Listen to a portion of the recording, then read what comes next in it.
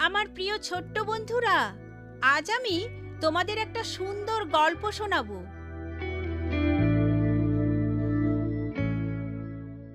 মানুষের বাধ্য না হয়ে ঈশ্বরের বাধ্যতা অবধারিত।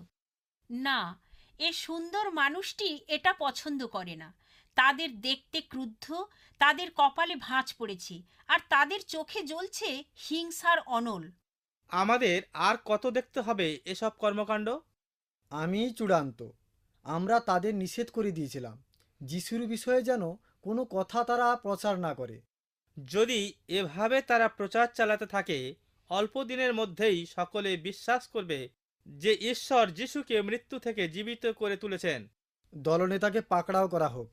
ফরিসিদের কর্মকাণ্ড দেখে মনে হচ্ছে তারা যিশুর উপর বিশ্বাস করেছে, কেননা প্রথমে তারা যিশুকে ক্রুশে হত্যা করে মুক্তির আন্দোলন বন্ধ করতে চেয়েছে, এবং তারপর তারা যিশুর শিষ্যদের সাক্ষ্যদান থেকে বিরত রাখার চেষ্টা চালিয়ে গেছে। প্রার্থনা গৃহের প্রতিরক্ষা পুলিশ তাদের ভিড় থেকে টেনে বের করে নিয়ে আসলো।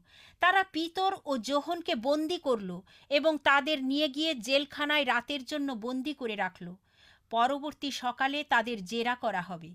তোমাদের প্রচার করতে কে হুকুম দিয়েছে? কোন বলে তোমরা অলৌকিক কাজ করে বেড়াচ্ছ?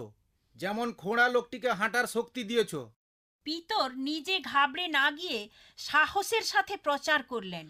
একজন খোঁড়া লোককে সাহায্য করেছি বলে আপনারা আমাদের দোষী বলে সাব্যস্ত করেছেন।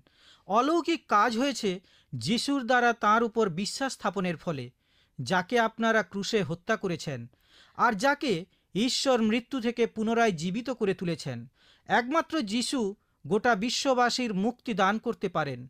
মানবজাতির মধ্যে আর কারো হাতে মুক্তি প্রদানের ক্ষমতা দেওয়া হয়নি।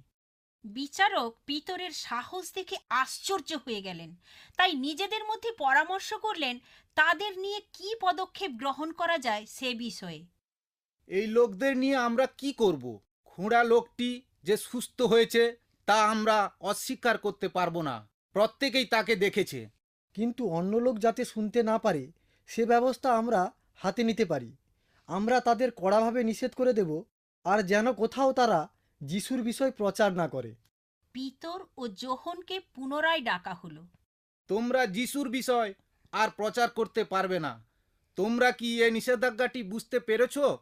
আমরা আশা করি তোমরা এ হুকুমটি তামিল করবে, নতুবা। কিন্তু পিতর নিজের ও যোহনের পক্ষে জবাব দিলেন। আপনারা আমাদের কাছ থেকে সত্যিকারভাবে কি চাইছেন? আপনাদের হুকুম পালন করব না ঈশ্বরের হুকুম পালন করব? নীরব থাকা আমাদের পক্ষে সম্পূর্ণ অসম্ভব। যিশুর কাছ থেকে আমরা যে অভিজ্ঞতা লাভ করেছি তা অন্যের কাছে আমাদের অবশ্যই বলতে হবে। তারা পুনরায় তাদের কড়াভাবে নিষেধ করে তাদের ছেড়ে দিলেন।